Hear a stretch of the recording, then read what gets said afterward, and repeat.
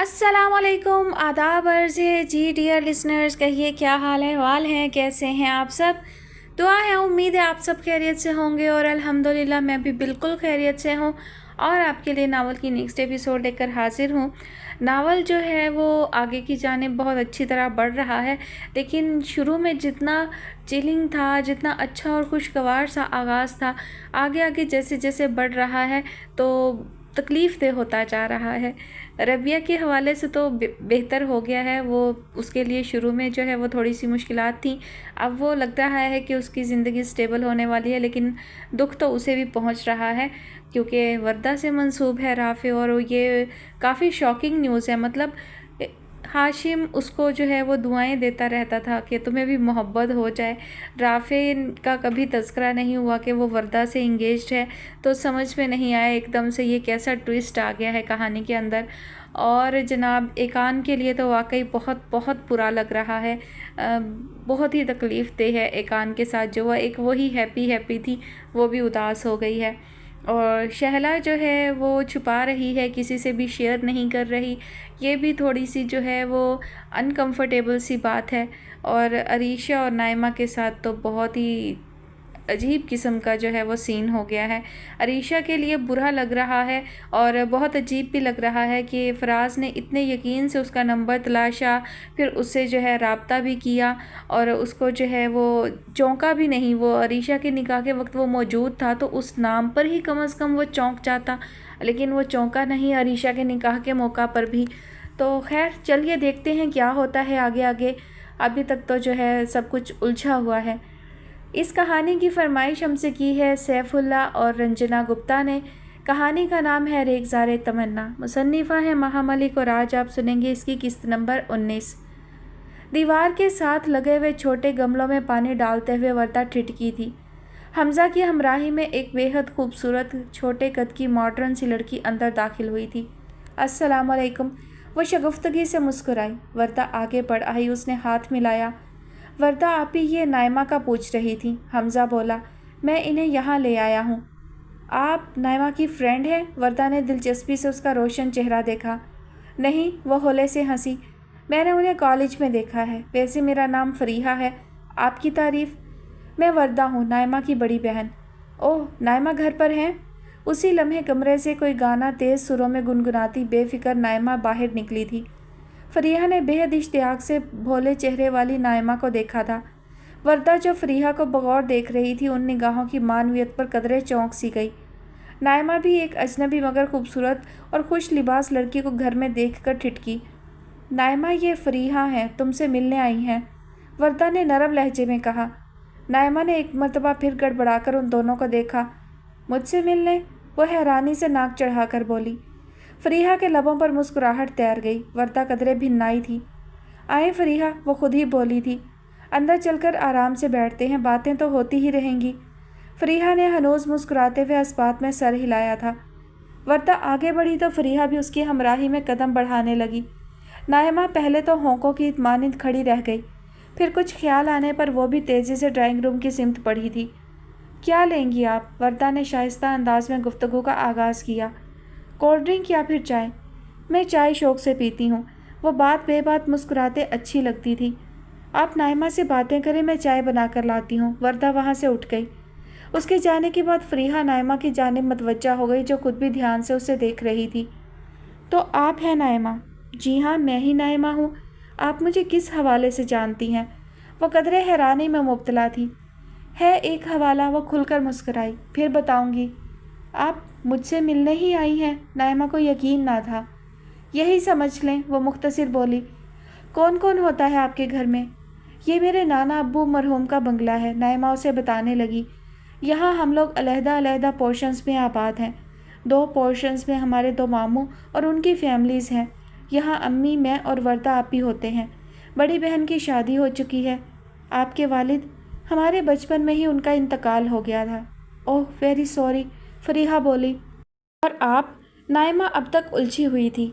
आप भी कुछ बताएं अपने बारे में। फ़रीहा ने अचानक ही अपना पर्स खोलकर एक तस्वीर बरामद की। दूसरे ही लम्हे उसने वो तस्वीर नाइमा की आंखों के सामने की थी। मैं इनकी बहन हूँ, इन्हें जानती हैं ना आप? नाइमा ने फराज की तस्वीर देखी। कई मनाजर उसकी निगाहों के सामने घूम गए। उसके चेहरे का रंग वाज़ेह तौर पर बदला था। फरीहा ने तस्वीर वापस पर्स में डाल ली। फराज भाई अक्सर आपका जिक्र करते हैं, इसीलिए मुझे आपसे मिलने का शौक़ था। बस उसी शौक़ के तहत मैं यहाँ चली आई।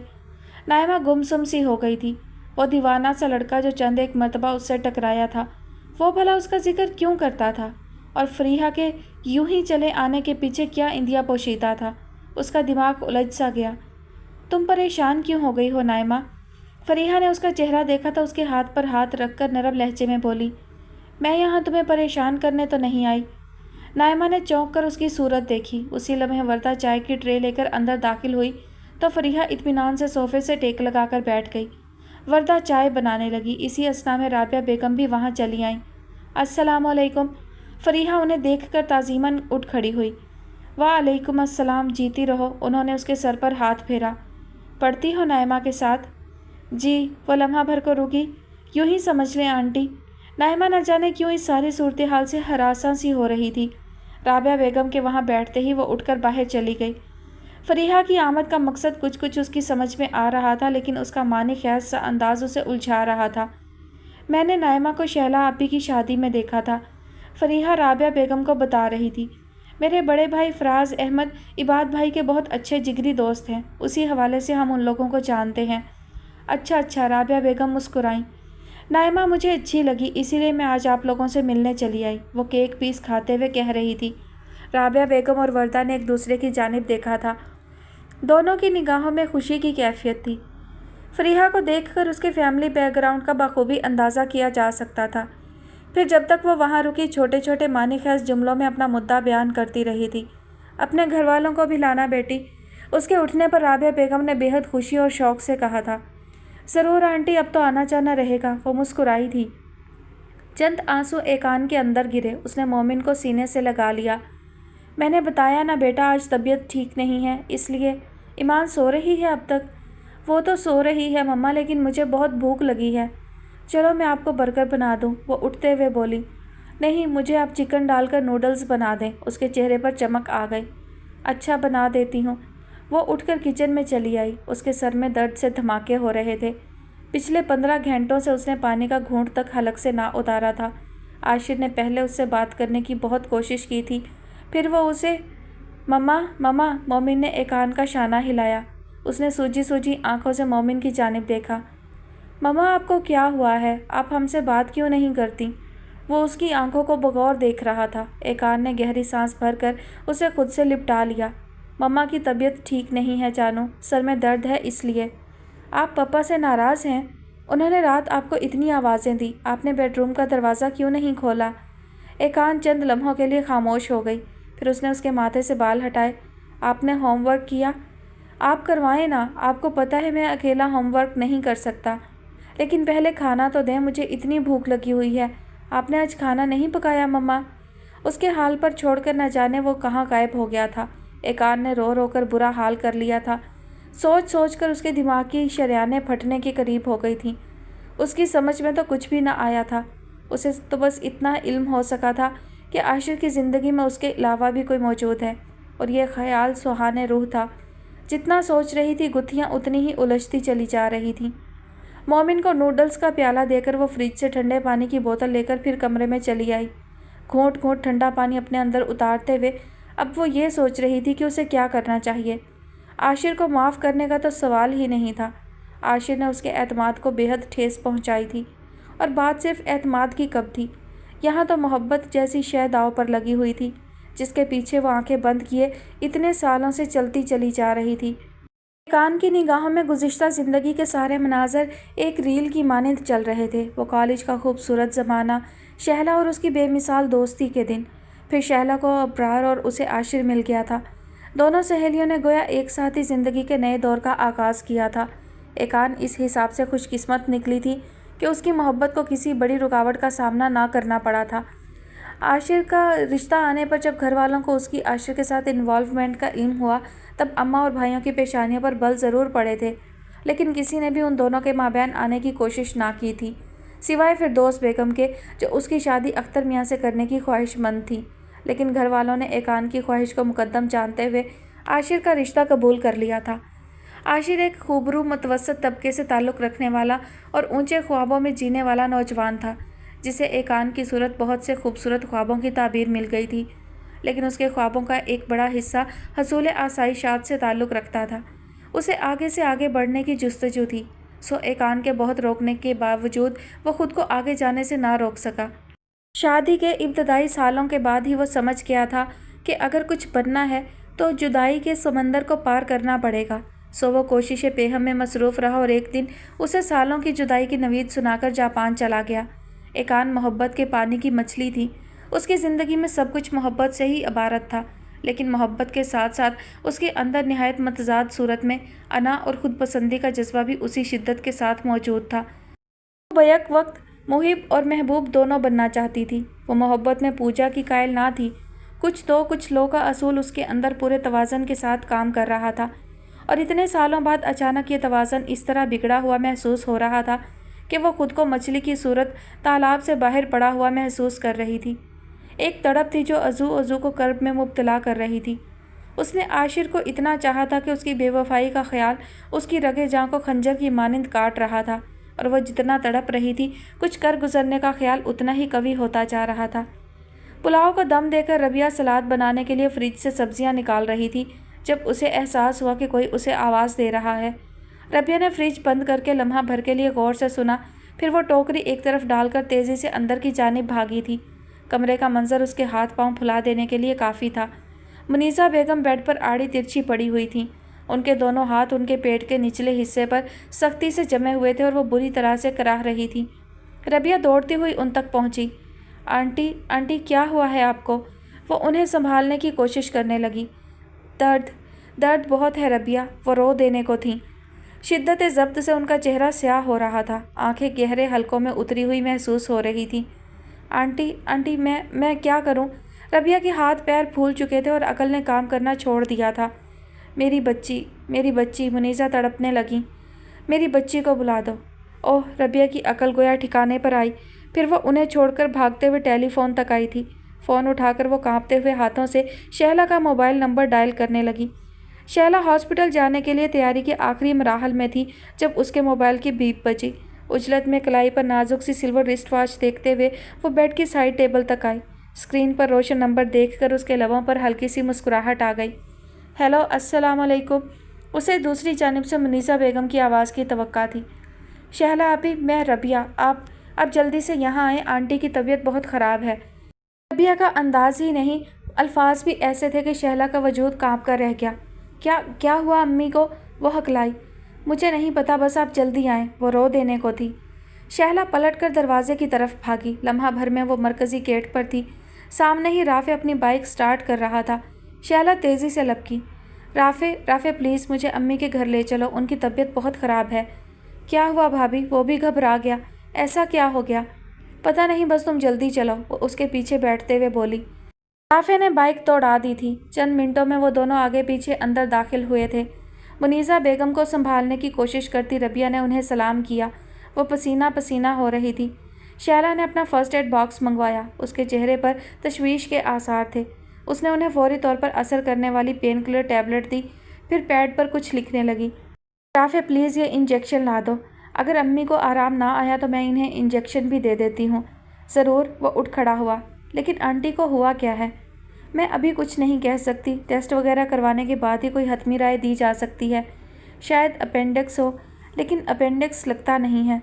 वो मुनीसा बेगम के चेहरे पर से बाल हटाते हुए बोली। राफ़े फौरी तौर पर नुस्खा लेकर बाहर निकल गया था। अनीका, शैला ने सवालिया नज़रों से रबिया को देखा। लौटी नहीं अब तक? नहीं, रबिया ने घड़ी की जानिब देखा। लेकिन अब आती ही होगी, उमर के आने का वक्त भी हो गया है। उमर के जिक्र पर शैला के चेहरे के तनाव में कदरे कमी आई थी। वो फिर मुनीसा बेगम को देखने लगी जो अब आहिस्ता आहिस्ता कराह रही थी। उनके दर्द में काफ़ी कमी वाक़ई हुई थी। शैला काफ़ी मुतफक्किर अंदाज में उन्हें देख रही थी। शैला आपी, आंटी को पहले कभी ऐसा दर्द उठा है? रबिया उनका हाथ दबाते हुए पूछने लगी। नहीं, वो कुछ सोचने लगी। कभी कभार हल्के फुल्के से दर्द की शिकायत करती थी। हाजमे की दवाइयाँ भी अक्सर इस्तेमाल करती हैं, लेकिन इतना शदीद दर्द कभी नहीं हुआ। आंटी का मुकम्मल चेकअप करवाना चाहिए ना? हाँ रबिया, मैं कल ही इन्हें हॉस्पिटल लेकर जाऊंगी। رافع ہولے سے دروازہ بجا کر اندر داخل ہوا۔ اس کے ہاتھ میں شارپر تھا جو اس نے سائڈ ٹیبل پر رکھ دیا۔ بہت شکریہ رافع، شہلا نے ممنونیت سے اسے دیکھا۔ میں تمہیں پیسے دینا بھی بھول گئی۔ بھابھی، وہ شاکی ہوا، کیسی غیروں جیسی باتیں کرتی ہیں؟ آنٹی میرے لیے بھی ماں جیسی ہیں۔ اب ان کی طبیعت کیسی ہے؟ آرام آ گیا ہے، لیکن کل میں ان کا مکمل چیک اپ کرواؤں گی، یہ بہت ضروری ہے۔ پھر اس نے گھڑی دیکھی۔ میں اب چلوں بھابھی؟ چائے پیتے جاؤ۔ شہلا نے ربیہ کو دیکھا، وہ جلدی سے کھڑی ہوئی تھی۔ رافع نے ہاتھ اٹھا کر اسے روکا۔ نہیں ربیہ پلیز، میں چلوں گا، آپ تکلف میں نہ پڑیں۔ تکلف کیسا؟ چائے بننے میں بھلا کتنا وقت لگتا ہے؟ رافع نے لمحہ بھر کے لیے نگاہ اٹھائی، پھر بے بسی سے ادھر ادھر دیکھا۔ بیٹھ جائیں نا پلیز، میں صرف 5 منٹ میں چائے بنا لیتی ہوں۔ وہ شگفتگی سے مسکرائی۔ رافع کسی معمول کی مانند کرسی پر بیٹھ گیا۔ امی جی، کیا ہو گیا تھا آپ کو؟ انیکا منیسا بیگم کی گود میں منہ چھپائے منمنا رہی تھی۔ انہوں نے مسکراتے ہوئے اس کے بالوں پر پیار سے ہاتھ پھیرا۔ کچھ بھی نہیں، تم لوگ یوں ہی پریشان ہو رہی ہو۔ پرسوں میں نے بوائل انڈا کھا لیا تھا اور تم جانتی ہو انڈا مجھے موافق نہیں آتا۔ پرسوں سے ہی ہلکا ہلکا سا درد تھا، کل وہی درد بڑھ گیا، بدہضمی ہو گئی تھی اور کچھ بھی نہیں۔ تو ڈاکٹرز کی موجودگی میں آپ کی اپنی رائے کا وزن کچھ بھی نہیں ہے امی جان، شہلا مصنوعی خفگی سے بولی۔ یہ معاملہ آپ ہم پر چھوڑ دیں، ہم خود تحقیق کریں گے مرض کی۔ آپ کل میرے ساتھ ہاسپٹل چل رہی ہیں بس۔ اچھی ڈاکٹر ہو تم دونوں، وہ ہنس دی۔ مریض خود بتا رہا ہے اپنے مرض کے بارے میں اور تمہیں کچھ پتہ ہی نہیں چل رہا۔ ٹیسٹوں پر دار و مدار ہے تشخیص کا۔ ایک زمانہ تھا کہ ڈاکٹر اور حکیم نبض پکڑتے ہی مرض پکڑ لیا کرتے تھے۔ شہلا اور انیکا ایک دوسرے کو دیکھ کر مسکرانے لگیں۔ یہ تو آپ ٹھیک کہہ رہی ہیں، انیکا نے تائید کی تھی۔ جیسے جیسے سائنس اور ٹیکنالوجی ترقی کر رہی ہے، انسانوں کی اپنی قابلیت گھٹتی جا رہی ہے۔ آج کا ڈاکٹر جب تک 10 ٹیسٹ نہ کروا لے نسخہ تجویز نہیں کرتا۔ ہاں تو اپنے پاس ہی رکھو اپنی ڈاکٹری کو، وہ اطمینان سے پیر پسارتے ہوئے بولی تھیں۔ میں اپنا نسخہ خود تجویز کر چکی ہوں۔ وہ کیا؟ وہ دونوں ایک ساتھ بولیں۔ آئندہ میں انڈا نہیں کھاؤں گی۔ شہلا اور انیکا نے برا سا منہ بنایا تھا جبکہ ربیہ کی ہنسی نکل گئی تھی۔ وردہ کافی پرجوش سے انداز میں ماں کے پاس آ کر بیٹھی تھی۔ رابعہ بیگم نے کروشیے کی بیل بناتے بناتے اس پر ایک نگاہ ڈالی اور پھر مسکرا دیں۔ امی جی، آپ کا کیا خیال ہے؟ وردہ نے مدھم سی آواز میں پوچھا۔ کس بارے میں؟ وہ مسکراتے ہوئے بولی۔ اوفو، اسی لڑکی فریحہ کے متعلق۔ اس نے ادھر ادھر دیکھ کر نائمہ کے موجود نہ ہونے کا یقین کیا۔ لڑکی تو اچھی ہے، وہ بے نیازی سے بولیں۔ امی جی، اس کو دیکھ کر ہی اندازہ ہو رہا ہے کہ کسی بہت اونچے اور شریف خاندان کی لڑکی ہے نا؟ رابعہ بیگم نے کروشیا اور دھاگا ایک طرف رکھ دیا اور قدرے سنجیدہ سی ہوئیں۔ لیکن وردہ، اپنی نائمہ تو بہت بونگی سی ہے ابھی۔ مجھے تو رہ رہ کر یہی خیال آ رہا ہے کہ مجھے نائمہ کا رشتہ خاندان میں ہی کرنا چاہیے۔ اپنے پھر اپنے ہی ہوتے ہیں، لیکن اپنے خاندان میں اب ہے کون؟ وہ قدرے چڑ سی گئی۔ اور جب سے نافع اور عریشہ کا نکاح ہوا ہے تب سے میں خاندان میں رشتہ ہونے سے خوف سا کھانے لگی ہوں۔ نہ جانے کیا بات ہے جو ان لوگوں کی خوشیوں کو گھن سا لگ گیا ہے۔ آج کل کے لڑکے لڑکیاں کون سی ماورائی دنیا میں رہنے لگے ہیں جو حقیقتوں کو قبول ہی نہیں کر پاتے۔ خیر، یہ تو ایک بے معنی سی گفتگو ہے۔ میں تو یہ کہہ رہی ہوں کہ اگر وہ لوگ نائمہ کا رشتہ لے آتے ہیں، جو کہ ایک لازمی بات ہے، تو پھر ہمارا جواب کیا ہوگا؟ رابعہ بیگم کے چہرے پر تفکرات کے سائے پھیلے۔ تم ٹھیک کہہ رہی ہو وردہ، جانے کیوں مجھے بھی وہم ستانے لگے ہیں۔ رافع یوں تو ہر لحاظ سے بہت ہی اچھا لڑکا ہے، لیکن تمہاری طرف سے وہ کچھ زیادہ ہی بے نیاز لگتا ہے، جیسے اسے اس رشتے کی اہمیت کا احساس ہی نہ ہو۔ اوفو، وردہ نے سر ہی پیٹ لیا۔ امی جی، یہ تو سوال گندم جواب چنا والی مثال ہوئی۔ میں کیا پوچھ رہی ہوں، آپ کیا کہہ رہی ہیں؟ میں اپنی نہیں، نائمہ کی بات کر رہی ہوں۔ نائمہ سے زیادہ اب مجھے تمہاری فکر ہے وردہ۔ انہوں نے گہری سانس بھری۔ نائمہ کا رشتہ طے ہو جانے کے بعد اگر انہوں نے فوری شادی کی فرمائش کی تو میں کیا جواب دوں گی؟ تو کیا ہم نائمہ کی شادی کر دیں گے؟ وہ مزے سے بولی۔ پھر میں اور آپ عیش کریں گے یہاں۔ وہ موٹی میری بنائی ہوئی ساری چیزیں کھا جاتی ہے، تنگ کیا ہوا ہے اس نے مجھے۔ رابعہ بیگم ہولے سے مسکرا دیں۔ مذاق کی بات نہیں ہے وردہ، اصل بات یہی ہے کہ عذرا بھابھی ابھی رافع کی شادی کی بات نہیں کریں گی۔ ثانیہ اور سدرا کی ابھی کہیں بات نہیں چلی، نہ جانے انہوں نے کتنے سال یوں ہی بٹھا کر رکھنا ہے تمہیں۔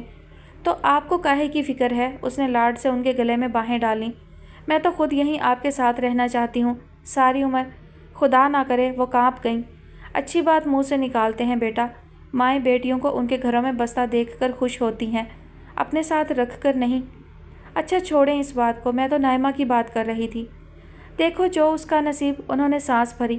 اگر اس کا نصیب اسی گھر میں جڑنا لکھا ہے تو ایسا ہی ہوگا، لیکن سچی بات تو یہ ہے بیٹا کہ رشتہ ہمیشہ اپنے جیسوں میں ہی کرنا چاہیے۔ وہ بہت اونچے لوگ لگتے ہیں۔ تو کیا ہوا، ہماری نائمہ کسی سے کم ہے کیا؟ کم از کم اس کا دماغ تو بہت ہی اونچا ہے۔ وہ شرارت سے ہنس دی۔ ہاشم منیزہ بیگم کی مزاج پرسی کے لیے آیا تھا۔ کافی دیر سے وہ ان کے پاس بیٹھا باتیں کر رہا تھا۔ یہ لوگ درست کہہ رہی ہیں آنٹی، آپ کو ضرور اپنا تفصیلی چیک اپ کرانا چاہیے۔ تمہیں بھی انہوں نے اپنا ہمنوا بنا لیا ہے، وہ مسکرائیں۔ چلو دیکھتے ہیں، ابھی تو مجھے مکمل آرام ہے، کوئی درد ورد نہیں ہے۔ آئندہ کبھی اٹھا تو چیک اپ بھی ہو جائے گا۔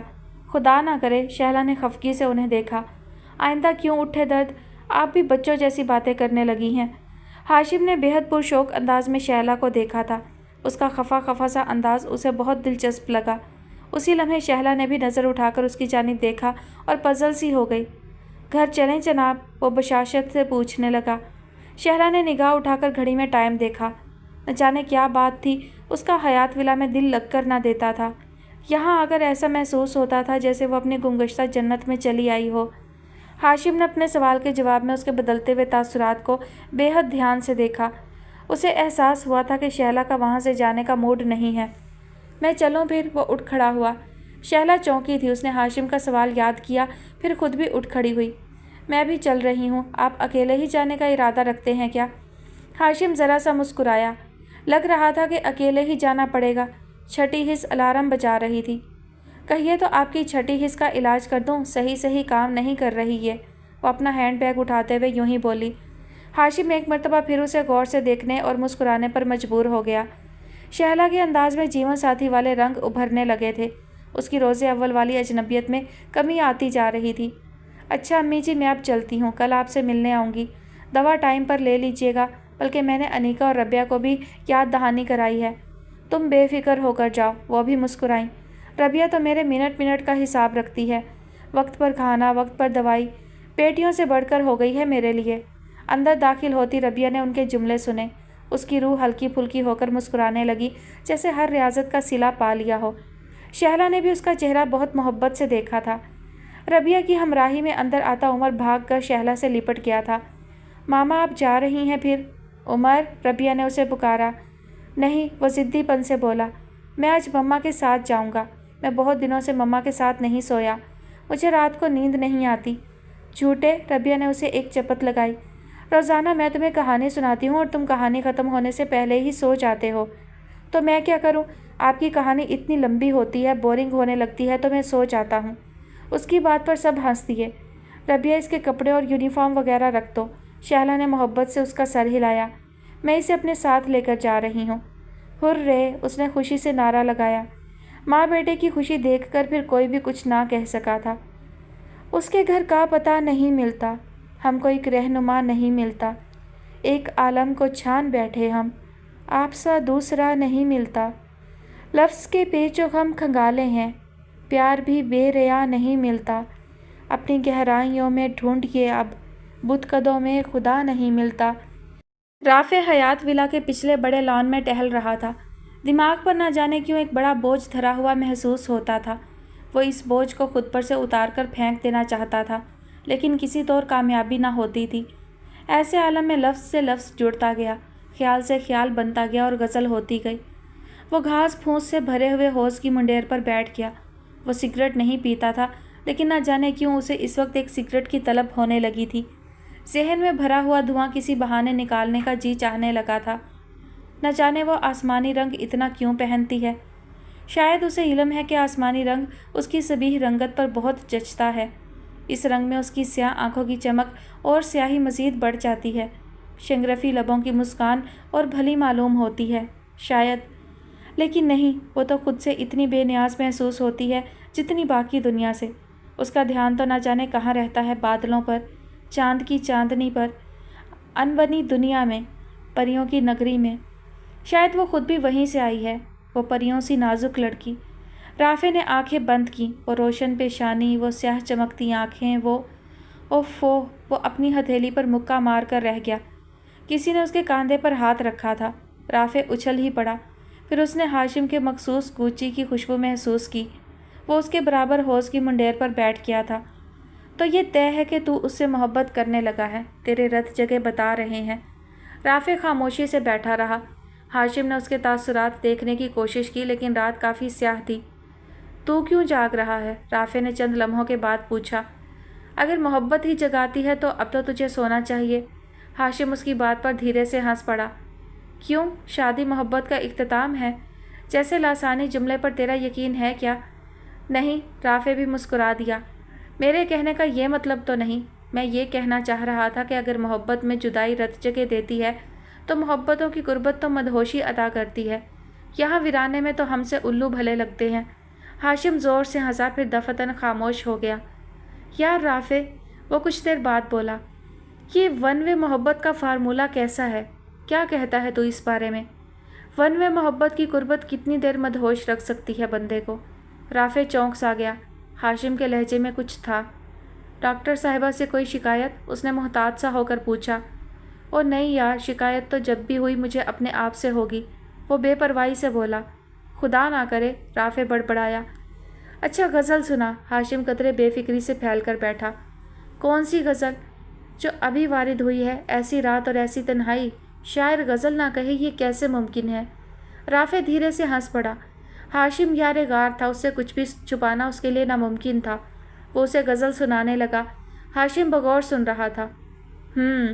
اس کا مطلب ہے؟ پوری غزل سن کر وہ بولا، خواہش کی رنگین تتلی تصور کی حسین نگری سے نکل کر اب حقیقتوں کی دنیا کی جانب محو سفر ہے۔ وہ کیسے؟ تیری غزل کا وہ ماورائی تصوراتی رنگ غائب ہو رہا ہے جس میں صرف محبوب کو سوچنے سے ہی خوشی بلکہ روحانی خوشی حاصل ہوتی تھی۔ تیری سوچ میں اب لا حاصلی کی تلخی اتر رہی ہے۔ رافع خاموش سا ہو گیا۔ شاید ہاشم ٹھیک کہہ رہا تھا۔ یار شاعر خوش رہنا چاہتا ہے تو اسی تصوراتی دنیا میں لوٹ جا۔ محبوب کو سوچ اور بس سوچ۔ جہاں اسے پا لینے کی تمنا کی، وہیں سے سوچ کا ریگزار شروع ہو جائے گا اور تمنا سراب کی صورت دور اور دور ہوتی چلی جائے گی۔ ہاشم، وہ دھیرے سے بولا، تیرے پاس سگریٹ ہے؟ رکھتا تو ہوں۔ اس نے جیب پر ہاتھ مارا، پھر ٹٹول کر ایک سگریٹ برآمد کی۔ رافع نے اسے سگریٹ لے کر سلگائی اور بہت سا دھواں چھوڑا۔ بس اب تو جا۔ پھر وہ بولا تھا۔ اچھا؟ ہاشم حیران ہوا، پھر گہری سانس بھر کر کھڑا ہو گیا۔ ٹھیک ہے، چلتا ہوں۔ ہاشم نے اس پر ایک درہم بھری نظر ڈالی اور دھیرے دھیرے قدم بڑھاتا چل پڑا تھا۔ شہلا کا ڈیوٹی ٹائم شروع ہونے میں اب زیادہ دیر نہ تھی۔ روٹی پکاتے پکاتے اس نے ایک نظر لاؤنج کی دیوار پر نظر آتے وال کلاک پر ڈالی۔ محض آدھا گھنٹہ ہی رہ گیا تھا۔ اس نے پریشانی سے ماتھے پر آتے بال بازو سے ہٹائے۔ فردوس بیگم کچن کی ہر ذمہ داری اس کے سپرد کر کے خود ہر فرض سے سبکدوش ہو چکی تھی۔ عریشہ کا گھر میں ہونا نہ ہونا بالکل برابر تھا، بلکہ شہلا کو تو اس کی صورت بھی ہفتہ میں 2-3 بار بمشکل نظر آتی تھی۔ ایسے میں شہلا کو اپنی ذمہ داریوں میں توازن قائم رکھنے میں کافی دقت پیش آ رہی تھی۔ میرا خیال ہے مجھے کچن کے لیے 1 عدد ملازمہ رکھ ہی لینا چاہیے، اس نے ہارڈ پارٹ میں روٹی رکھتے ہوئے سوچا۔ میں ہاشم سے کہتی ہوں، وہ اس سلسلے میں اپنی امی کو خود ہی قائل کریں تو بہتر ہوگا۔ روٹیاں پک چکی تھیں۔ شہلا نے سنک میں ہاتھ دھوتے ہوئے اپنے آج کے ڈریس کے متعلق لمحہ بھر کے لیے سوچا، پھر مطمئن ہو کر سر ہلایا۔ گیلے ہاتھ جھٹکتے ہوئے وہ جیسے ہی مڑی، اس کی چیخ نکلتے نکلتے رہ گئی۔ کچن کے دروازے پر ایک بڑے ڈیل ڈول کا سانولا آدمی کھڑا تھا۔ اس کی سرخ آنکھیں شہلا کو اپنے وجود کے آر پار گزرتی محسوس ہوئیں۔ لمحہ بھر کے لیے شہلا کے اعصاب بالکل جواب دے گئے تھے۔ آپ کے ہاں بڑوں کو سلام کرنے کا رواج نہیں ہے کیا؟ وہ بولا۔ تب شہلا کے حواس دھیرے دھیرے واپس لوٹے۔ اس نے اس آدمی کو غور سے دیکھا اور پہچان لیا۔ اوہ! اس کے لبوں سے گہری سانس خارج ہوئی۔ السلام علیکم، کیسے ہیں آپ؟ وعلیکم السلام، وہ مسکرائے۔ ہم تو ویسے ہی ہیں شہلا بیگم جیسا آپ کی دوست چھوڑ گئیں ہمیں۔ اوہ گاڈ، شہلا نے دل میں سوچا، یہ اختر میاں کب تک؟ آپ کو شادی کی مبارکباد۔ شکریہ۔ اختر میاں کچن کے دروازے پر جم کر کھڑے ہوئے تھے، باہر نکلنے کے راستے مسدود تھے۔ شہلا کو کوفت نے آ گھیرا، اسے پہلے ہی دیر ہو گئی تھی۔ نہ جانے فردوس بیگم کہاں تھی جو اپنے بھائی کو سنبھالتی۔ دلہن بیگم، ہمیں 1 کپ چائے بنا دیں، اگر آپ کو زحمت نہ ہو تو۔ اختر میاں نے جیسے اس کی کوفت اور بیزاری محسوس کر لی تھی، وہ کچن کے دروازے پر سے ہٹتے ہوئے بولے، جی ضرور۔ شہلا نے اپنی کوفت کو حتی الامکان دبانے کی کوشش کی۔ اختر میاں پلٹ گئے تھے۔ شہلا نے جلدی ساس پین چولہے پر دھرا تھا۔ तभी उसके कानों में दबी दबी आवाज़ आई थी, आए हाय तुम फिर आन मरे, हमारा सुकून सलामत ना रहने देना तुम। ये जला भुना अंदाज माँ सिवाय फिरदौस बेगम के और किसका हो सकता था। बाजी कोई सलाम दुआ का मौका भी दे दिया करो। अख्तर मियाँ हंसे थे। हमें देखते ही तुम तो यूं कोसने देती हो जैसे हम तुम्हारा कुछ ले भागे हों। हमारी इज्जत हमारा वकार 2 कौड़ी का कर जाते हो तुम भैया, और भला क्या लोगे। और नई दुल्हन घर में है, क्या सोचेगी तुम्हारा ये शरीफाना हुलिया देखकर। वो हंसे थे। अच्छा तो ये फिक्र सताई तुम्हें। कोई बात नहीं बाजी, ज़माना ही सफ़ेद खून का है। सुर्ख लहू तो अब शायद हमारी ही रगों में दौड़ता है जो हम अपनों से मिलने चले आते हैं। वैसे नई दुल्हन की बात भी खूब कही आपने। हम क्या उसे जानते नहीं। ट्रे में चाय और बिस्किट लेकर आती शहला के जहन को जैसे करंट लगा था। वो लम्हा भर के लिए ठिठकी। उसने अपना चेहरा सुर्ख होता हुआ महसूस किया। फिर गरम गरम लहू उसके पूरे जिस्म में गर्दिश करने लगा। उसने ट्रे अख्तर मियाँ के सामने तकरीबन पटक ही दी थी। फिरदौस बेगम ने हैरानी और कदरे खफगी से उसे देखा, जैसे इस बदतहजीबी का मतलब जानना चाहती हूँ। शहला ने कुछ कहने के लिए लब खोले थे, फिर लम्हा भर सोचा। उसके बाद वो लब काटते हुए मुड़ गई। थके थके जहन और पसमर्दा एहसाब के साथ वो सीढ़ियाँ चढ़ती अपने कमरे तक चली आई थी। उसे ताज़ा दम होकर अपनी ड्यूटी पर पहुँचना था। सोचों में उलझकर खुद को थकाने से कुछ हासिल ना था। पौधों को पानी देती रबिया को खुशगवार हैरत हुई थी। लकड़ी के छोटे सफ़ेद फाटक के दूसरी जानिब वर्दा खड़ी थी। रबिया ने पाइप क्यारी में डाल दिया और तेज़ कदमों से चलते हुए फाटक तक आई। अस्सलामुअलैकुम। वो मुस्कुराते हुए उसका इस्तकबाल करने लगी। वालेकुम अस्सलाम। वर्दा अंदर चली आई। कैसी हो रबिया? बिल्कुल ठीक, आओ अंदर बैठते हैं। वो उसका हाथ थामकर अंदर की जानिब बढ़ गई। अनीका अपने कमरे में स्टडी में मसरूफ़ थी, जबकि मुनीसा बेगम असर की नमाज से फारिग होकर चाय पी रही थी। वर्दा की आमद पर वो दोनों भी ड्राइंग रूम में चली आई थी।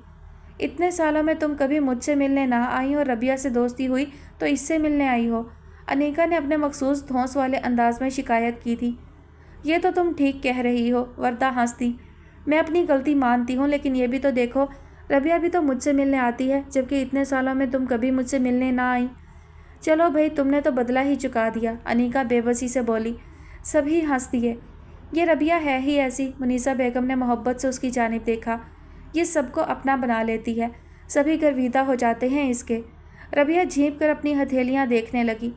बिल्कुल ठीक कह रही हैं आंटी आप, वर्दा ने तायद की। हमारे घर में भी सब इसके दीवाने हैं, सभी इसका जिक्र करते हैं। रबिया का दिल न जाने क्यों धड़का था, सबका मतलब न जाने क्या था। वो लम्हा भर के लिए कहीं खो गई। 2 मेहरबान निगाहें उसे तकने लगी थीं। 2 मुस्कुराते लब अपना मुद्दा कह रहे थे। उसकी पेशानी पर पसीने की नन्ही नन्ही बूंदें चमकी। हमारे मामू सलजोक हसन के बड़े साहबजादे राफे हसन इनके मंगेतर हैं, इनकी पसंद से ही रिश्ता। नायमा के अल्फाज उसके कानों में गूंजे थे। कोई नहीं पसंद वसंद, वर्दा का वो झींपा झींपा सा अंदाज। रबिया, अनीका ने उसे दूसरी मर्तबा आवाज़ दी थी। रबिया चौंक कर अपने आप में लौटी। एक एक करके उसने सबके चेहरे देखे, फिर धीरे से मुस्कुराई। कहाँ खोई हुई हो? अनीका ने मुस्कुरा कर देखा। बस यूं ही एक ख्याल आ गया था। वो अपने ख्याल की हिद्दत से घबरा कर खड़ी हुई। आप लोग गपशप करें, मैं अच्छी सी चाय बना कर लाती हूँ। मैं चाय पी कर आई हूँ रबिया। वर्दा के अल्फाज उसके मुंह में ही रह गए। रबिया कमरे से निकल गई थी। आंटी, मैं दरअसल आपके पास आई थी, वर्दा ने मुनीसा बेगम को मुखातिब किया। हाँ बोलो बेटा, वो शफकत से बोली। मैं अगर आपके किसी काम आ सकूं तो मुझे खुशी होगी। आंटी, इबाद भाई के एक दोस्त हैं फराज अहमद, है ना? हाँ हाँ, फराज तो हमारे घर के फ़र्द की मानिंद है, हमारे लिए तो वो इबाद जैसा ही है। अच्छा, वर्दा खुश हो गई। मैं दरअसल यही जानना चाह रही थी, उनका फैमिली बैकग्राउंड, ख़ानदान के अफराद वगैरह सब कैसे हैं? सभी बहुत अच्छे हैं, 2 बहनें और 2 ही भाई हैं। सब माशाल्लाह सुलझे हुए पढ़े लिखे अफराद हैं, बहुत खाता पीता घराना है।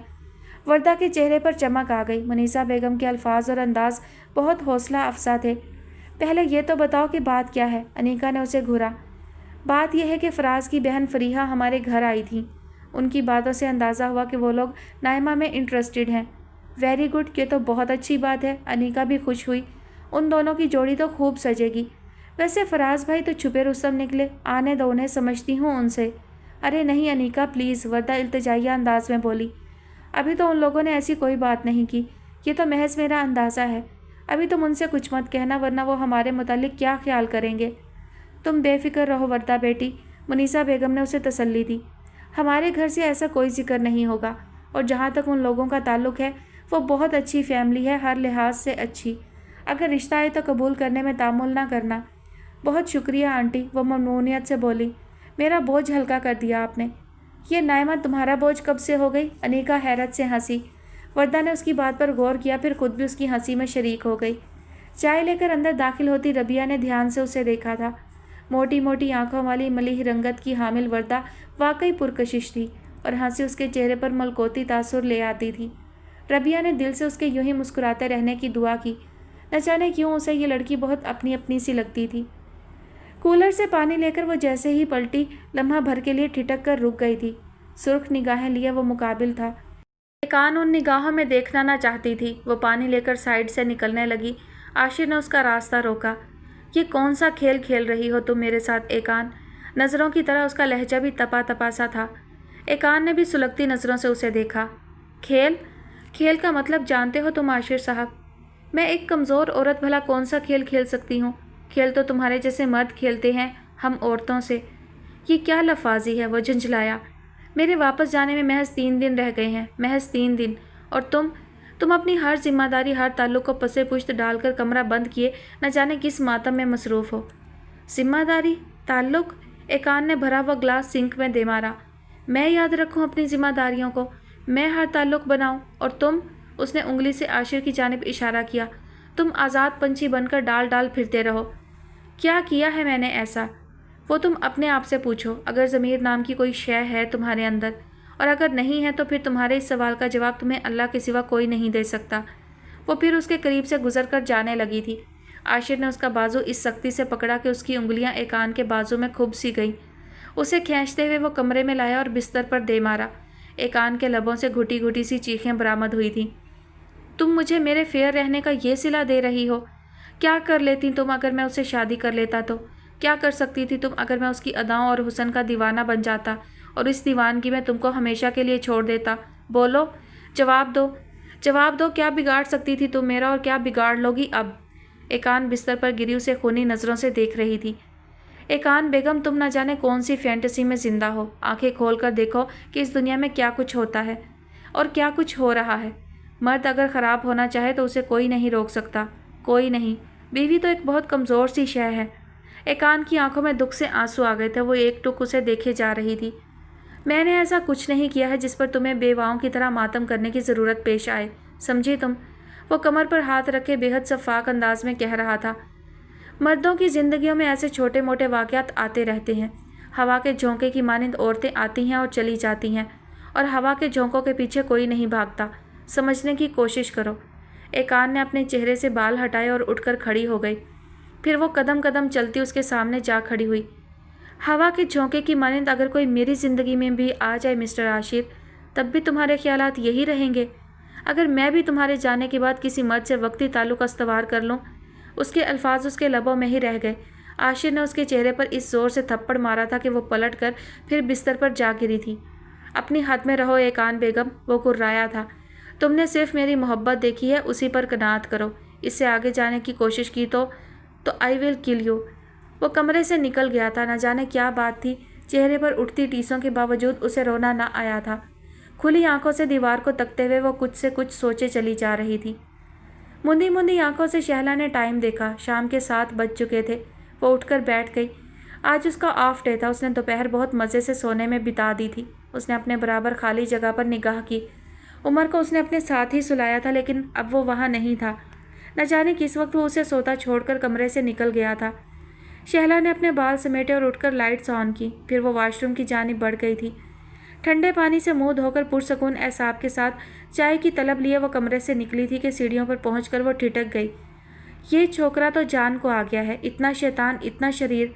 फिरदौस बेगम का पारा निहायत हाई हो रहा था। शहला की नज़र पाम के गमले पर पड़ी जो औंधा होकर टूट गया था, और उमर उसके करीब खड़ा मुंह बसोर रहा था। मुझे क्या पता आप लोगों ने रस्ते में गमले रखे हुए हैं, वो अपने अंदाज में बोला। ये कोई जगह तो नहीं पौधों की, इन्हें बाहर रखे ना लॉन में। आप लोगों का लॉन कितना बड़ा है। हे, अपनी ज़ुबान काबू कर लड़के, बेलगाम कहीं का। उन्होंने उसकी कमर पर एक थप रसीद की। शहला के दिल को न जाने क्या हुआ था। वो लम्हा भर में सीढ़ियाँ उतर गई। आंटी प्लीज़, उसने उमर को खींचकर खुद से लिपटा लिया। आप इसे इस तरह ट्रीट ना करें, बच्चों से गलतियां हो ही जाती हैं। उसका लहजा ज़ब्त के बावजूद तल्ख हो चला था। बीबी, हमारे घर में बच्चों को अलूलक का तीतर नहीं बनाते, समझी तुम? उन्होंने हाथ हिलाया। इतना ही लाडला है तो रहे नानी अम्मा के घर। हमने तो पहले दिन ही साफ कह दिया था कि हम बहू तो ले जा रहे हैं, पोता हमारा अपना खून ही होगा। फिर भी हर दूसरे दिन यही मूंग दलता है। वो बात मुकम्मल करके गमले का जायज़ा लेने लगी थी। मेरी अरीशा कितने शौक से लाई थी, सब सत्यानाश कर दिया। वो बड़बड़ा रही थी। शैला आंखों में आंसू भरे लब काट रही थी। उमर ने सर उठाकर उसका चेहरा देखा। आई एम सॉरी मम्मा, उन्होंने मेरी वजह से आपको डांटा। नानों ने तो आपको कभी नहीं डांटा है ना? चलो बेटा, हम नानों के घर चलते हैं। उसने बेहद ज़ब्त से खुद पर काबू पाया था। ठीक है, उसने सर हिलाया। मैं वापस नहीं आऊँगा मम्मा, मुझे इनका घर पसंद नहीं है। आप वापस आएंगी? शैला लब काटकर सीढ़ियों की जानिब बढ़ गई थी। ये क्या कह रही हो एकान तुम? असरा बेगम खौफ से पीली पड़ गई थी। मैं ठीक कह रही हूँ भाभी बेगम। उसके लहजे की इस्तकामत से उन्हें मज़ीद खौफ महसूस हुआ। और आप जानती हैं मैं किस कदर ज़िद्दी हूँ। लेकिन एकान, अम्मा तुम्हारे भाई, वह हकला कर रह गई। तुमने अम्मा से जिक्र तक नहीं किया और अब मुझे बता रही हो। एकान ने गहरी सांस भरी। वो अपना ज़रूरी सामान और बच्चे लेकर दोपहर में ही हयात विला चली आई थी। सारा दिन अजब बेकली में गुजरा था। दिल को पंखे लगे हुए थे। अम्मा के सो जाने के बाद वो खुद पर काबू ना रख सकी थी। अजरा बेगम से उसने सब अहवाल कह डाला था। अम्मा को मैं बता दूंगी, भाई को आप बता दें, दुनिया को खुद ही पता चल जाएगा। एकान, वो रोने के करीब हो गई। ये क्या कह रही हो, क्या कर रही हो? अरे कुछ सोच समझ तो लो। इतना तय है भाभी बेगम कि मैं पलटकर उस शख्स के पास हरगिज़ नहीं जाऊंगी, वो बोली। आप जानती हैं ना, अब्बा मरहूम ने हयात विला के हिस्से अपनी ज़िंदगी में ही कर डाले थे। 2 बड़े हिस्से भाइयों के लिए और 2 छोटे हिस्से हम बहनों के, है ना? मेरे हिस्से का पोर्शन अब तक वीरान और खाली पड़ा है। मैं वहीं रहूँगी। हमें तुम्हारे रहने की नहीं, तुम्हारे आबाद रहने की फ़िक्र है एकान। उन्होंने आंसू पोंछे। मेरे लिए तुम सानिया और सिदरा की तरह हो। मैं कभी नहीं चाहूँगी कि तुम्हारा हंसता बसता घर बर्बाद हो। आपके या मेरे चाहने ना चाहने से क्या होता है भाभी जान? वो गहरे दुख में डूबकर बोली। तकदीर का वार चल चुका। खुदा ना करे कुछ नहीं हुआ, तुम तो यूं ही बाउली हो रही हो। शायद आप सब लोग एक आवाज़ होकर यही कहेंगे। उसने पलक पर उतरा मोती तोड़ा। लेकिन मेरी सोच, मेरा दिल अपनी ही बात कह रहे हैं। चाहे कोई इस बात को समझे या ना समझे, अगर किसी ने मुझे मजबूर करने की कोशिश की तो मैं खुद को आग लगा लूँगी, याद रखिएगा। असरा बेगम हौंक होकर उसे देखे गई। एकान उठकर चल दी थी। बेहद थका हारा आशिर दरवाजे की जानिब बढ़ा था। काल बैल के बटन पर उंगली रखकर उसने काफ़ी देर तक ना हटाई। चंद लम्हों तक कोई जवाब ना आने पर उसने फिर काल बैल का बटन पुश किया। तभी सामने वाला दरवाज़ा खोलकर उसके पड़ोसी फजल साहब निकले थे। आशिर गैर मतवक्का आवाज़ पर चौंक कर मुड़ा। फजल साहब नींद से सुर्ख आंखें लिए खड़े थे। चाबी आपकी मिसिस दे गई थी आपके लिए, आप तो बड़ी देर से लौटे। ओह, वो शर्मिंदा हुआ। आपको जहमत हुई फजल साहब, माजरत, बहुत माजरत। वो सर हिलाकर मुड़ गए। आशिर चाबी लिए सोच में गुम खड़ा रहा। सुबह के मनाजर उसकी नज़रों के सामने घूम गए थे। उसने 1:30 बजाती घड़ी को देखा। दरवाज़ा खोलकर वो घर में दाखिल हुआ, फिर सीधा फ़ोन की जानिब बढ़ा था।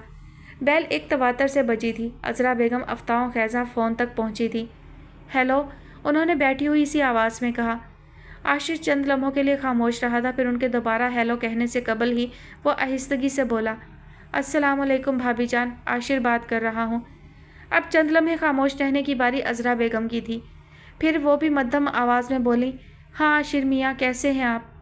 मैं ठीक हूँ भाभी जान, ये एकान कहाँ है? उसकी ज़ुबान अटकने लगी थी। अजब शर्मिंदगी का एहसास दामनगीर हो रहा था, साथ ही दिल की तहों से गुस्सा भी उमड़ रहा था। एकान, अजरा बेगम भी जैसे उसकी जैसी कैफियत का शिकार थी। एकान तो शायद सो रही है। आशिर ने गहरी सांस भरी। उसे न जाने क्यों एक वहम सा था, जैसे वो उसे वहाँ नहीं मिलेगी, जैसे वो कहीं और चली गई होगी। अब उसकी वहाँ मौजूदगी का इल्म हो जाने पर वो कदरे मुतमईन सा हो गया। नहीं भाभी जान, वो सो नहीं रही, जाग रही है, मैं जानता हूँ।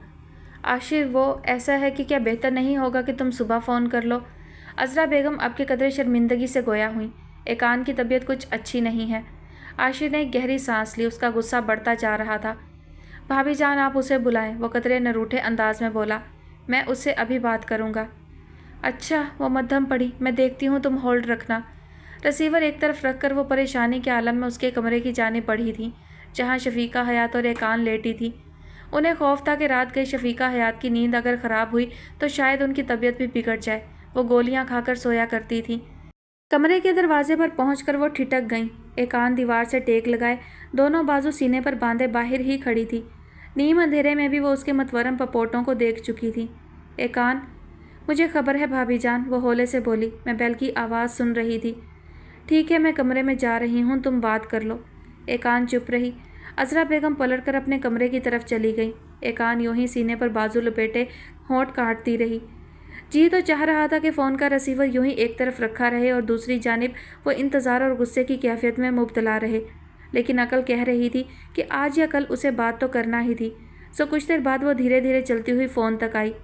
हेलो, उसने बिल्कुल बेतासुर अंदाज में कहा। क्या तरीका है ये? वो दूसरी जानिब अपना गुस्सा दबाने की कोशिश करते हुए बोला। घर छोड़कर बगैर किसी इतला के यूं चले जाने का क्या मकसद है? मकसद सिर्फ एक है, वो मजबूत लहजे और धीमी आवाज़ में बोली। वो ये कि मैं तुम्हारा घर और तुम्हें दोनों को छोड़ आई हूँ, हमेशा के लिए। वाट? उसे जैसे करंट लगा। इस बात का तो उसकी वहमो गुमा में कहीं साया तक ना था। एकान, तुम पागल हो गई हो क्या? जानती हो कह क्या रही हो? बहुत अच्छी तरह जानती हूँ, वो हनूज साहब का अंदाज में बोली। इतने सालों में तुम शायद मुझे ना जान पाए, और शायद इतने सालों में मैं भी तुम्हें ना समझ सकी। शायद इतने साल अलहदा रहे इसलिए, लेकिन क्या अच्छा नहीं हुआ कि बहुत जल्द मैंने तुम्हें पहचान लिया? और यह भी अच्छा ही होगा कि अब तुम भी मुझे जान लो। मेरे नज़दीक मोहब्बत में हर खता काबिल माफ़ी है, माँ सिवाय बेवफाई और हरजाईपन के। तुमने मेरे जज्बों की तौहीन की है आशिर, मैं मर कर भी ये बात नहीं भूलूंगी। आशिर का जी चाह रिसीवर मार कर अपना सर फोड़ ले। एकान, तुम कोई 16-17 साल की जज्बाती लड़की नहीं हो, एक मैच्योर औरत हो, 2 बच्चों की माँ हो। तुम होश से काम लो। ये क्या ओल फोल बके जा रही हो? मुझे ये बताओ, तुम्हें अभी लेने आ जाऊँ या सुबह आऊँ? मेरा ख्याल है मैं अभी आ जाता हूँ। तुम्हें जो कुछ कहना सुनना हो रात भर में कह लेना, ताकि सुबह तुम्हारा ये पागलपन उतरे। आशिर साहब, वो तंजिया मुस्कुराई थी। मुझे आपकी तरह ना किसी के हुस्न का नशा चढ़ा है, ना ही गम गलत करने के लिए मैंने शराब का सहारा लिया है। मैंने जो कुछ कहा वो बकायमी होशो हवास कहा है। आपको ना इस वक्त जहमत करने की ज़रूरत है, ना सुबह। मैं यहाँ से वापस जाने के लिए नहीं आई। तुम्हारी सूरत देखना अब मेरे लिए दुनिया का मुश्किल तरीन काम है। एकान, वो सुलग उठा। अपनी औकात में रहो, ज़ुबान संभाल कर बात करो। बदतहजीबी की कोई हद होती है। आपके नज़दीक तहजीब क्या है मैं जान चुकी हूँ। मरो तुम, वो बिलबिला गया। और मैं सुबह आऊँगा, बात करूँगा तुम्हारे घर वालों से। क्या समझा हुआ है तुमने? मैं तो उठा कर ले जाऊँगा तुम्हें। कानूनी बीवी हो मेरी, कोई माशूका नहीं हो जो ये धमकियाँ दे रही हो। खन्नास चढ़ गया है तुम्हें। बड़बड़ाते हुए उसने रिसीवर क्रेडल पर दे मारा था। एकान चंद लम्हों के लिए सुन सी रह गई थी। उसकी आंखों में बरसात उतर आई। प्याज की तरह तह दर तह उतरते रूप के मुतालिक उसने कई बार सुना और पढ़ा था, देख पहली बार रही थी। आशिर दोनों हाथों की उंगलियां बालों में फंसाकर बैठा हुआ था। उससे कदरे फासले पर चेहरे पर खासे तनाव की सी कैफियत लिए फारूक हसन बैठे थे। एक तरफ शफीका हयात बैठी बार बार सफ़ेद दुपट्टे के पल्लू से अपने आंसू पोंछ रही थीं। उनके एक तरफ सलजोक हसन और दूसरी जानिब अजरा बेगम बैठे हुए थे। कमरे की खिड़की के करीब एकान खड़ी थी। दोनों बाजू सीने पर लपेटे वो मुसलसल खिड़की से बाहर देख रही थी। कितना ही वक्त इसी खामोशी के आलम में गुजर गया। फिर आशिर ने सर उठाकर उसकी जानिब देखा। उसे यूँ महसूस हुआ जैसे सभी उससे नज़र चुरा रहे हों। उसने पत्थर का बुत बनी हुई एकान को देखा, फिर जैसे जिच होकर गोया हुआ था। क्या फ़ैसला है तुम्हारा? तुम मेरे साथ चल रही हो या नहीं? एकान ने रुख फेर कर उसे फ़कत एक नज़र देखा। नहीं, वो बेहद ठोस अंदाज में बोली। कमरे में मौजूद नफूस में से ज़्यादातर ने बेइख्तियार गहरी सांस भरी थी। आशिर ने एकान की बेपनाह ज़िद्दी तबीयत के मुकाबले में उन सब की बेबसी महसूस की। आखिर मैंने क्या किया है? वो चिल्ला ही उठा। और अगर कुछ किया है तो ठीक है, दुनिया में बेशुमार मर्द हैं जो कभी ना कभी रास्ते से भटक जाते हैं, कुछ देर के लिए बहक भी जाते हैं। इसका मतलब ये तो नहीं है कि उनकी बीवियां इस सरकशी पर उतर आएँ। इस तरह तो कितने घर टूट जाएं, बर्बाद हो जाएं। आप सब लोग इसे समझाते क्यों नहीं? आप लोग खामोश क्यों हैं? इससे कहीं ये सामान और बच्चे ले और मेरे साथ चले। मैं इसे लेने आया हूँ, एक तरह से माजत ख्वाही हूँ, और ये है कि और अकड़ रही है। आप लोग भी अपनी खामोशी से इसे शह दे रहे हैं।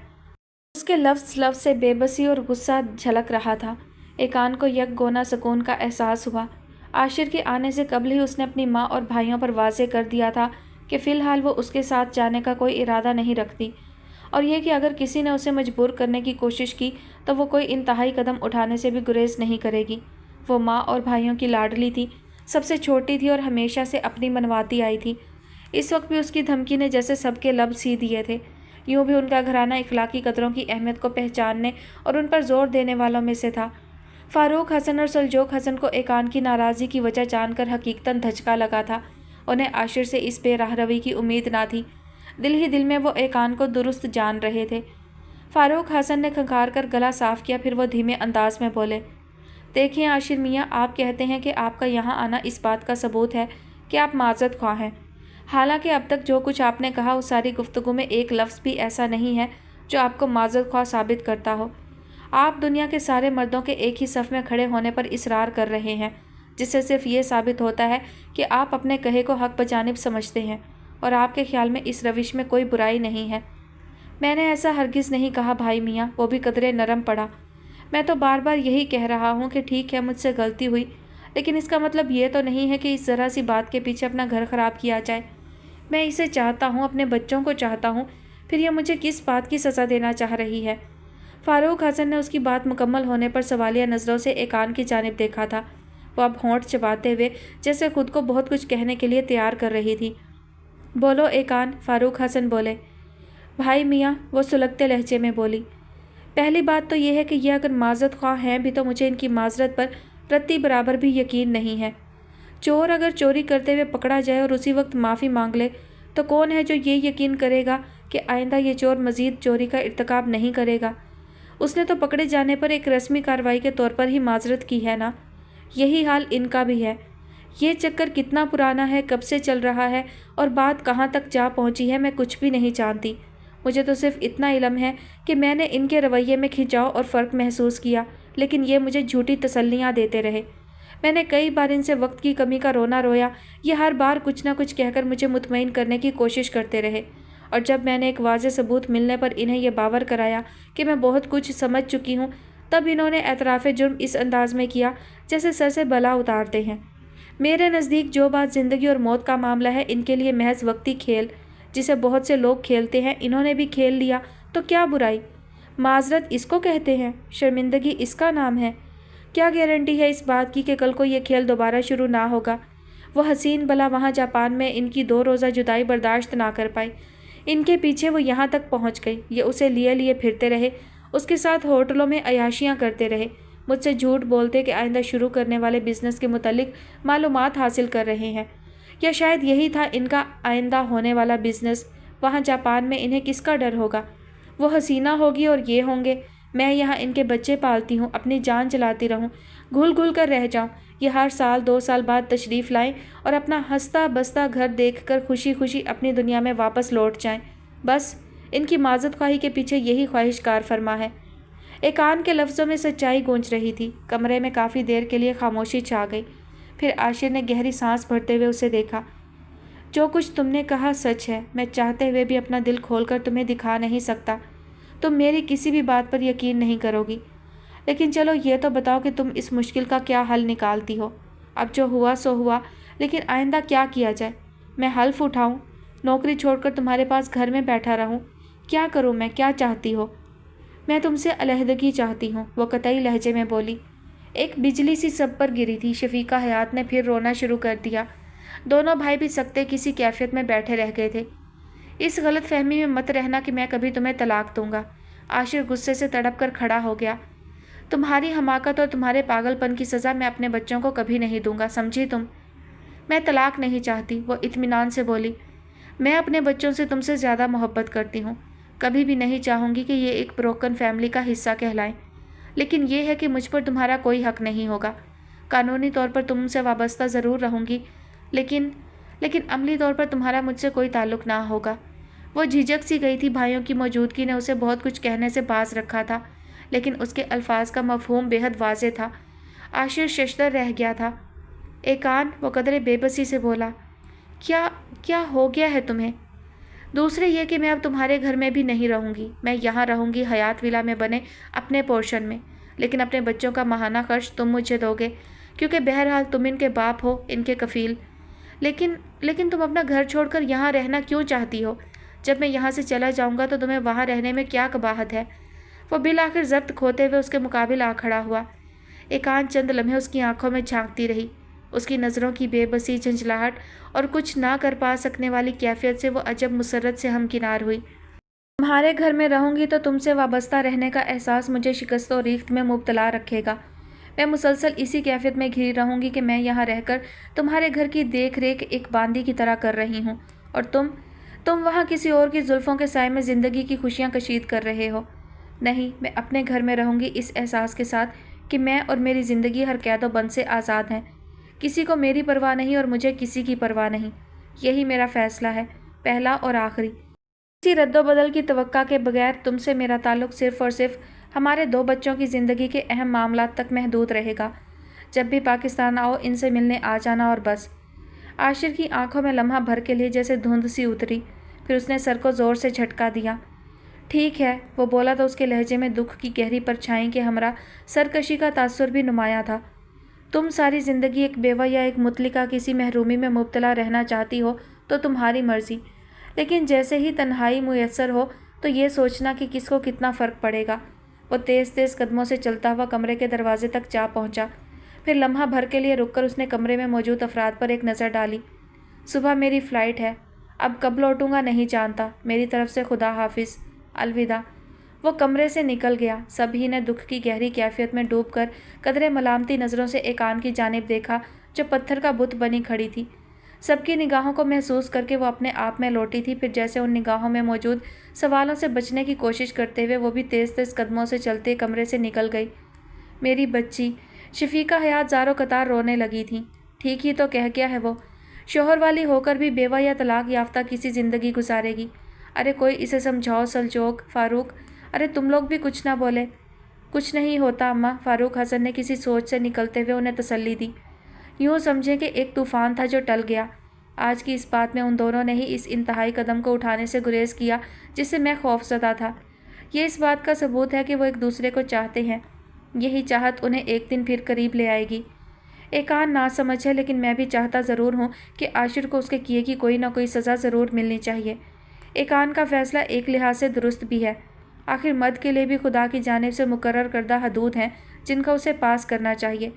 عاشر نے ایکان کو زمانہ قدیم کی کوئی بے بس ناخواندہ عورت سمجھا۔ غلطی کی ایکان اس کے نرم رویے اور واپس آ جانے کے وعدے پر سمجھوتا نہیں کرنا چاہتی۔ ساری عمر کی جدائی چاہتی ہے، یہ بھی غلط، لیکن بہر طور جلد یا بدیر ان دونوں کو اپنی غلطیوں کا احساس ہوگا۔ تب تک انہیں علیحدہ علیحدہ اپنی سوچوں سے نبرد آزما رہنے دیں، یہی دونوں کے لیے بہتر ہے۔ شفیقہ حیات کے آنسو تھم گئے تھے۔ سلجوق حسن اور عذرا بیگم نے بھی مطمئن انداز میں ایک دوسرے کو دیکھا۔ فاروق حسن ماں کا کاندھا تھپ تھپاتے ہوئے کمرے سے نکل گئے۔ جی تو ڈیئر لسنرز، آج کی ایپیسوڈ کا اختتام ہوتا ہے یہیں پر، اور کافی جو ہے وہ ہارٹ ٹچنگ ایپیسوڈ رہی آج کی، خاص طور پہ آخر میں عاشر اور ایکان والا جو معاملہ ہے، اور بہت حد تک درست کہا ہے ایکان کے بھائی نے کہ دونوں نے ہی غلط کیا ہے، دونوں ہی ایکسٹریم پر چلے گئے ہیں۔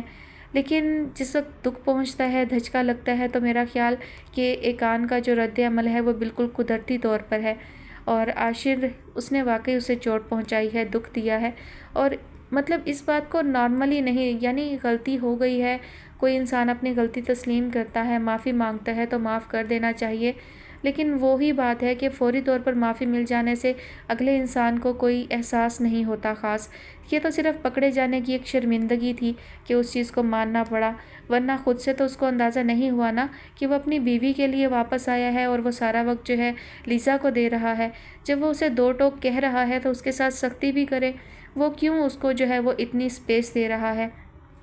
جیسے کہتے ہیں نا کہ کچھ نہ کچھ ہوتا ہے، رائی ہوتی ہے تو پہاڑ بنتا ہے، تو جس طرح سے کوئی انسان، کہا جاتا ہے کہ جب تک عورت نارمل رویہ نہ رکھے کسی کے ساتھ، نرم رویہ نہ رکھے، تو کسی مرد کی جرأت نہیں ہوتی اس تک پڑھنے کی۔ تو ایسے ہی اگر کوئی مرد مضبوطی سے اپنے قدموں پر کھڑا رہے اور کسی عورت کی حوصلہ شکنی کرے تو وہ بھی اس کے قریب اس حد تک نہیں آ سکتی جس حد تک لیزا اس کے قریب آ گئی تھی۔ اینی ویز بہت دکھی رہی سٹوری، بہت دکھ ہوا۔ عاشر اور ایقان کا کپل بہت اچھا جا رہا تھا، لیکن وہ شیطان ایک درمیان میں آ جاتا ہے نا، میاں بیوی کے درمیان لڑائی کروانے کے لیے، تو وہی شیطان جو ہے وہ لیزا کے روپ میں آیا اور بالآخر ان دونوں کے درمیان جو ہے لڑائی کروا دی۔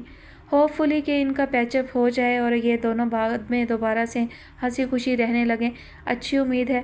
انتظار کرتے ہیں، دیکھتے ہیں آگے کیا ہوتا ہے کہانی میں۔ اپنا بہت سارا خیال رکھیے گا، مجھے دعاؤں میں یاد رکھیے گا۔ اللہ حافظ۔